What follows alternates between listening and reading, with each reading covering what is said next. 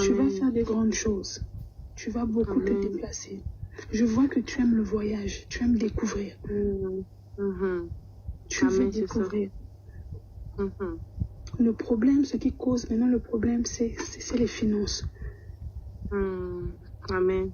Tu veux que Dieu puisse ouvrir, comment dire, une opportunité, une grande opportunité financière. Yeah. Et quand je parle de ça, je parle au niveau du travail. Tu veux qu'il te stabilise dans un bon travail. Amen. Un travail qui te payera par la semaine selon les diplômes que tu as. Amen. Comment dire, tu as travaillé. Je suis en train de te voir dans le domaine bureautique. Je sais pas. Je fais la pharmacie. Tu fais quoi? Mais j'aime beaucoup les bureaux. Le pharmacie. Mais j'aime beaucoup le bureau. Salam alaikum wa rahmatullah. Vous savez, j'ai tendance à dire que la religion, c'est très important. Si tu as bien choisi, si tu as réussi, c'est le paradis pour l'éternité. Si tu t'es trompé, tu as mal choisi, c'est l'enfer pour l'éternité, qu'Allah nous en préserve. Aujourd'hui, on va parler de la voyance. Vous savez, la voyance, bibliquement parlant, coraniquement parlant, c'est une abomination. Le prophète Muhammad, alayhi salatu wa salam, nous dit dans un hadith, d'après Abu Huraira, radiyallahu anhu, le prophète Muhammad, alayhi salatu wa salam, nous dit, quiconque se rend auprès d'un devin et croit à ses prédictions, a mécru à ce qui a été révélé au prophète Muhammad alayhi salatu wassalam.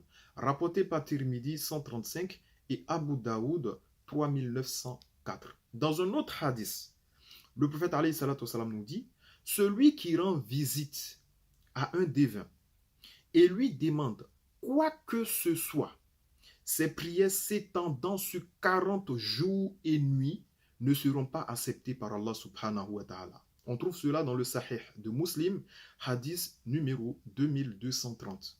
Donc c'est un grand péché de consulter les voyants, les devins, c'est un grand péché en islam. Ça fait sortir de l'islam. Allah Ta'ala nous dit dans le Coran, dans la sourate 31 au verset 34, « Et nulle âme ne sait ce que lui réserve à l'avenir, et nulle âme ne sait en quel endroit elle devra mourir. Dieu seul est omniscient et parfaitement informé. » Les voyants, ils prétendent connaître l'avenir. Donc, ils se mettent à égalité avec Allah subhanahu wa ta'ala. Ils associent à Allah subhanahu wa ta'ala. Et ceux qui vont consulter les voyants associent à Allah subhanahu wa ta'ala.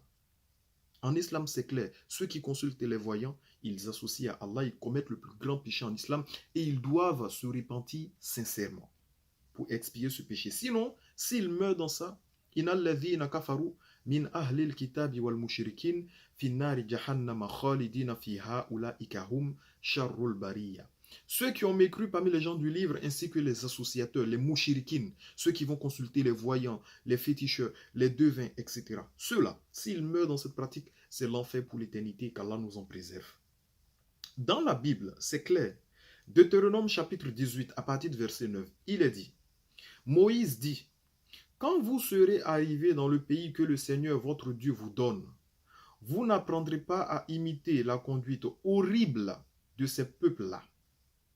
On ne devra trouver parmi vous aucune des personnes suivantes. Quelqu'un qui brûle son fils ou sa fille en sacrifice, qui pratique la magie, qui interroge les charlatans, qui lit dans le ciel, qui devine l'avenir, qui pratique la sorcellerie. Alors, dans Lévitique, c'est encore plus clair. Même si Deutéronome, c'est clair, hein, autant pour moi. Lévitique chapitre 19, verset 30, il est dit, vous observerez mes sabbats et vous révérerez mon sanctuaire, je suis l'Éternel. Ne vous tournez point vers ceux qui évoquent les esprits, ni vers les devins. Ne les cherchez point de peur de vous souiller avec eux. Je suis l'Éternel, votre Dieu.